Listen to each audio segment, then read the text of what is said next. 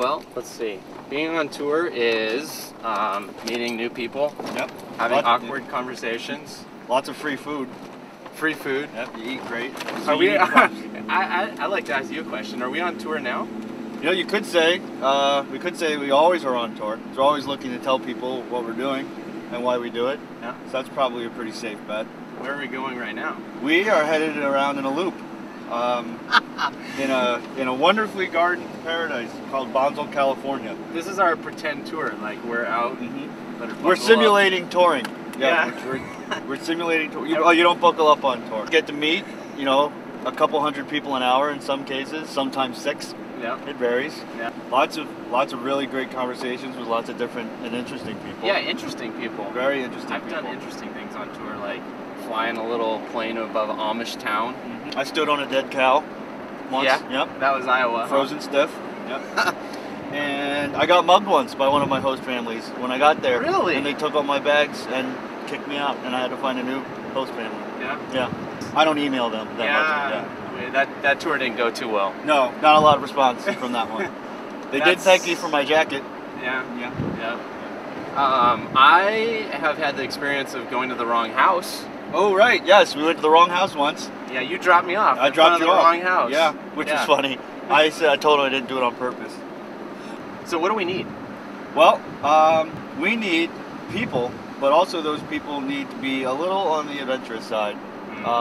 Usually doesn't always go according to plan. Yes, you get to where you're going and you usually leave relatively on time, but what happens in between? Sometimes you know what's going from hour to hour, and sometimes you're figuring it out on your own. I think what I've found is like churches, schools, they're like fortresses.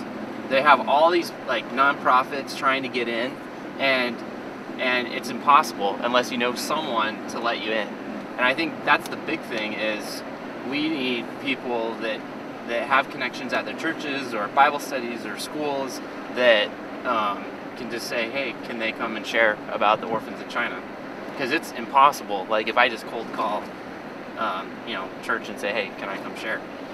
So really, I guess it's about our relationships with people producing new ones. Yeah. About those folks going out amongst America and Australia and Canada and Botswana and Where's that? It's in Africa. I think. We go to Africa? Well, we could, I guess, if we knew someone there.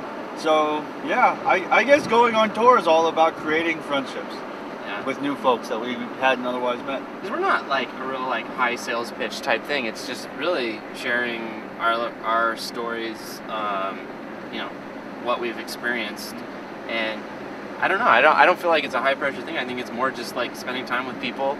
Yeah. Connecting with those that are interested in hearing about orphans in China. Yep. It's like we can't be everywhere at one time, but all our friends can. And it's almost like they're us, just in a place that we can't make it to. So what we need, in summary, is places to sleep, places to eat, and then places to share about the orphans in China. Pretty much, that would sum it up. And a lot of antacids because fast food. So we're at the end of our simulation. This is the end of our loop. But hopefully people will be making confused drives like this in a non-simulated way.